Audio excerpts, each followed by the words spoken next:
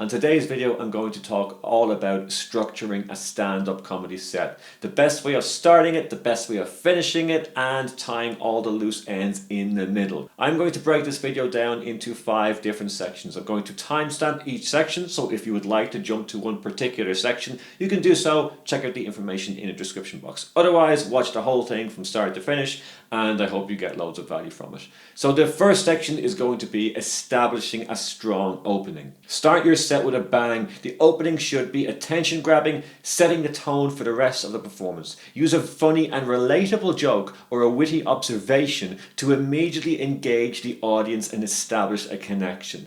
I've been talking about relatable comedy at the beginning of your set on this channel for a long time now. It's always important to use relatable material at the very beginning of your set. I would suggest you go up and you say some material about the room you are in before you go into your written material. It doesn't need to be long, it just needs to be some observational point of view that is witty to get the opening laugh in your set. Get the laugh first. They get used to how you sound on the microphone, all the initial introduction is done, and then all they have to think about is the material you have come prepared with. And then when you do start performing your prepared material, make sure it does not leave your audience in the dark. Keep it to the point and get them laughing early. Tip number 2 is to build a narrative or theme throughout the set. Consider structuring your set around a central narrative or theme. This can help create a sense of continuity and coherence throughout your performance.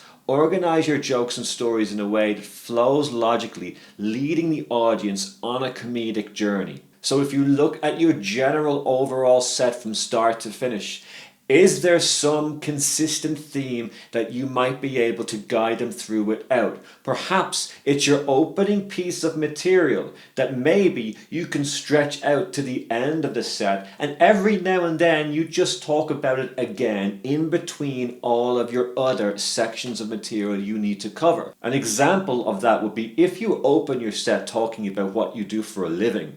Well, maybe when you move on to the second or third piece of material you want to cover, you revert back, you do a callback to the opening bit, and you talk a little more about that, get 1 or 2 more laughs with that topic, and then move on to the third or fourth topic, tying it together and reminding the audience that you're still not finished with one topic. This creates the illusion that it's one continuous thought throughout your entire set, and all of the other bits of material is just tangents, and you're going off on these natural riffs. Tip number 3 is to vary joke length and intensity.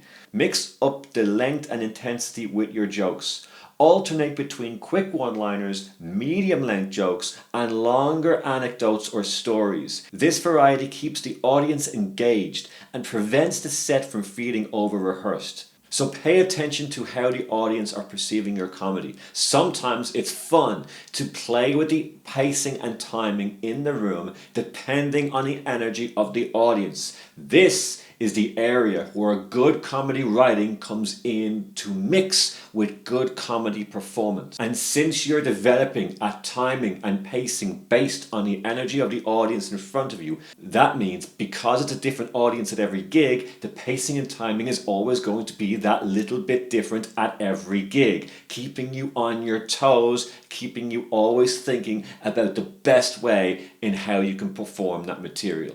Tip number 4 is to create peaks and valleys. And this is to do with energy and rhythm. Create a rhythm in your set by alternating between high energy, laugh out loud moments, and moments of reflection or quieter humor. This ebb and flow of intensity will keep the audience emotionally invested and provide a satisfying comedic experience. Quite like the tip of playing with the pacing and timing, this is where you're going to play with your energy. Sometimes you can play with the energy by going closer to the audience. You'll notice while on stage, you walk closer to an audience with a microphone and the tension will build. You pull your body back from an audience and the tension will lower a little bit. Also, if you start to speak a lot softer, the energy in the room will lower. If you start to raise up your voice and get very, very hyper, the energy in the room is going to reflect that. And tip number 5 is to finish with a memorable closing. Your closing should leave a lasting impression and ideally bring back elements from earlier jokes, callbacks, or references to tie everything together. So look at your entire set like it's a one-on-one conversation. If you were to meet somebody at a party that you wanted to impress, you would start by being relatable with them. You would try and find something in common with you and that person. Same as the stand-up comedy show. You are trying to make fun of something that's happening in the immediate surrounding to get everybody on board early. Then you have a consistent theme throughout the entire conversation, and in your case, the entire monologue, your entire set, only to trail off into other areas of material to revert back to a single idea. Play with the pacing, timing, peaks and valleys of every set in front of every different audience. This way you'll get really strong at reading a room and be able to structure your set correctly depending on the audience that's in front of you, instead of just believing one structure is correct for all comedy gigs. And finish with something memorable. Finish with something that means something to you. It'll mean something to them because you've spent 5 minutes winning them over. Something that either calls back to an idea you had earlier on in the set, or else sums up the set in its entirety, an overall message, something we've all come to understand together.